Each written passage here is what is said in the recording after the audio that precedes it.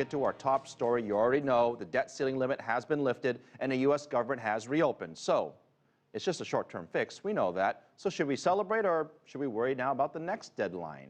Working overtime is Nathan King, who joins us live from the White House. Hi, Nathan. That's right, Phil. A sense of relief here in Washington, but tempered by reality, knowing that if something doesn't change, the U.S. could face the same crisis again soon.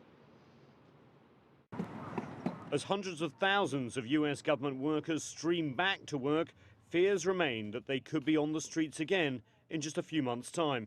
In the coming days and weeks, we should sit down and pursue a balanced approach to a responsible budget. A budget that grows our economy faster and shrinks our long-term deficits further.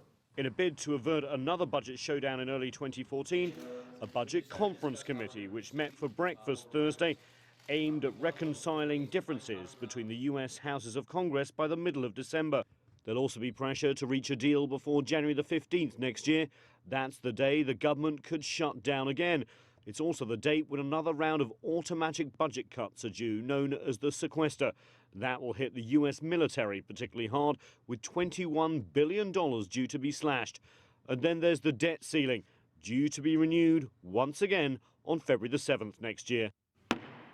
Given the political hit the U.S. Republican Party has received in the polls over the last few weeks, would they dare play politics again with the debt ceiling? The courage to oppose any deal. Differences in ideology, however, make a deal less likely.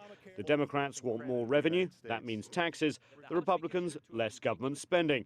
That means cuts in popular social programs. What you're looking at is that both sides still have not resolved what are the fundamental issues, which is that they disagree about how to actually handle these massive problems that the United States is confronting. Those issues that have led to nearly $17 trillion in debt include growing pressure on U.S. entitlement programs like Medicare, Social Security, not to mention servicing the interest on the government debt. Liabilities that require long-term solutions, not short-term political fixes.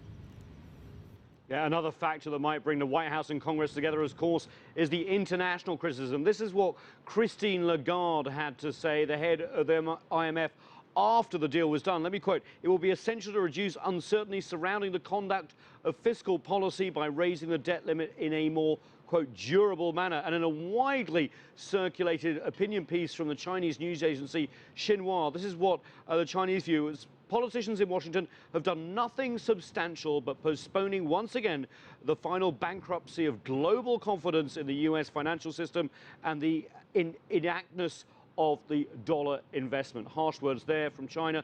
The world is watching. Nathan, I'm exhausted. This has been a very stressful last couple of weeks. You and I have been following the international markets and their reaction. You mentioned Christine Lagarde and some comments from China. What else do you have? Yeah, I mean, the markets were pretty positive. As Michelle mentioned at the top there, the S&P 500 actually hit an all-time record, over 1,733 points at the close. That was pretty solid. You know, the world kind of expected a deal to be done. We did see a ramp up over the last couple of days, but, you know, we're still on tenterhooks. You know, 4 months down the road, we could be seeing this again. And this is why this uncertainty is so crucial to be solved for the world markets. All right. Nathan King, thank you. Working overtime. Thank you very much.